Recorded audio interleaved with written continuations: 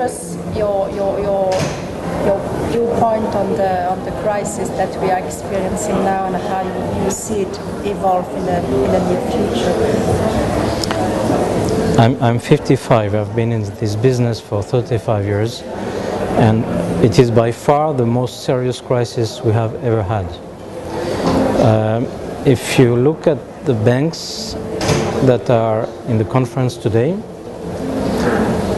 I'm ready to bet that you are not going to find one bank with a market capitalization larger than its book value.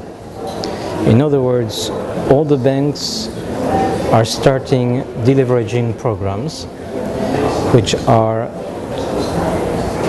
having a negative impact on assets value.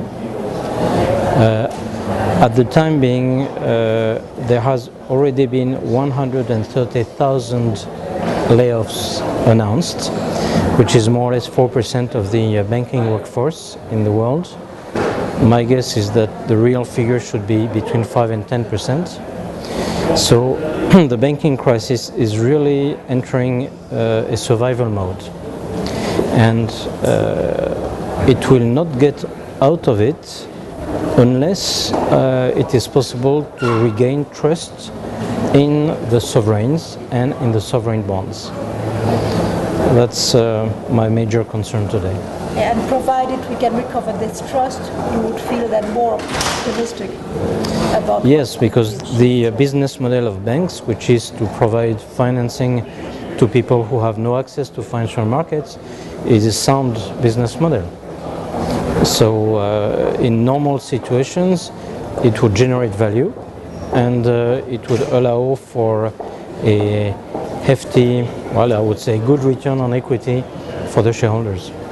Yes, so it's more a kind of political crisis that we are facing rather than a pure financial one, because business models of banks are still sound and quite a healthy business in a way. Well, it is. I think that political saying it's a political crisis is not completely adequate right now, because as you see, politics have no way to solve the crisis. The issue goes up to the Prime Minister, and then the Prime Minister resigns, and we are nowhere.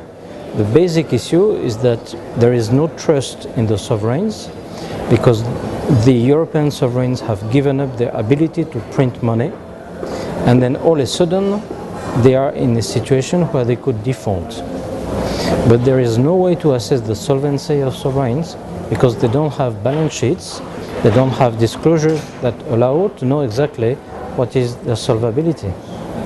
So that's the central concern, and the only way out of this is to make sure that the European sovereign disclose balance sheets, implement asset and liability management, and change the statutes of the European Central Bank that should not only provide for price stability but also for economic recovery. And all this will mean changing treaties, and it will take time.